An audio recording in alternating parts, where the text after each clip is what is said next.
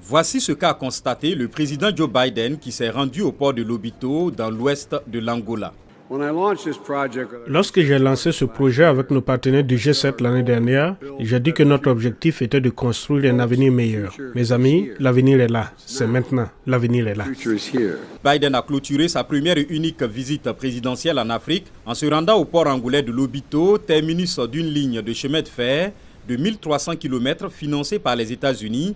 Les États-Unis ont investi environ 4 milliards de dollars pour remettre en état les voies ferrées délabrées qui partent de la Zambie, riche en cuivre, traversent le Congo, riche en minerais, et aboutissent au port.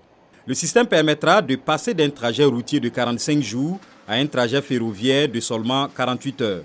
Biden a annoncé que les États-Unis investiraient 600 millions de dollars supplémentaires pour moderniser le rail, développer le corridor et l'agriculture. Bien que ce projet soit modeste par rapport à l'initiative chinoise Belt and Road, le président américain a souligné que son pays cherche à établir un véritable partenariat avec les pays africains. Les États-Unis comprennent que la manière dont nous investissons en Afrique est tout aussi importante que le montant de nos investissements en Afrique. Les chefs d'État de la région ont rencontré Biden pour vanter les mérites du projet et tracer la voie à suivre.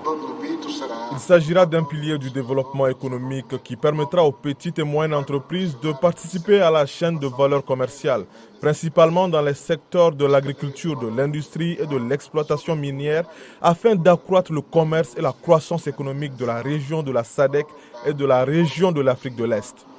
Le corridor de Lobito est bien plus qu'un axe de transport. C'est une opportunité unique d'intégration régionale, de transformation économique et d'amélioration des conditions de vie de nos concitoyens. Les analystes soutiennent qu'il ne s'agit pas d'une œuvre de charité. Du point de vue des États-Unis et de l'Union européenne, c'est comme si nous n'avions pas accès aux minerais essentiels à l'économie verte. Nous resterons à la traîne en termes d'écologisation de l'économie mondiale. Un haut responsable spécialiste de l'agriculture en Angola a déclaré à la VOA que son pays espère profiter de ce coup de pouce pour exporter un jour des produits de plus grande valeur en franchise de droit vers les États-Unis dans le cadre de la loi sur la croissance et les opportunités en Afrique, AGOA. Nous sommes aussi très attachés à la promotion de la production interne qui répond efficacement à notre besoin de nourrir notre population et nous permet d'évoluer efficacement vers des opportunités telles que l'AGOA. Il s'agit là d'un avenir attrayant dont Joe Biden espère qu'il lui survivra.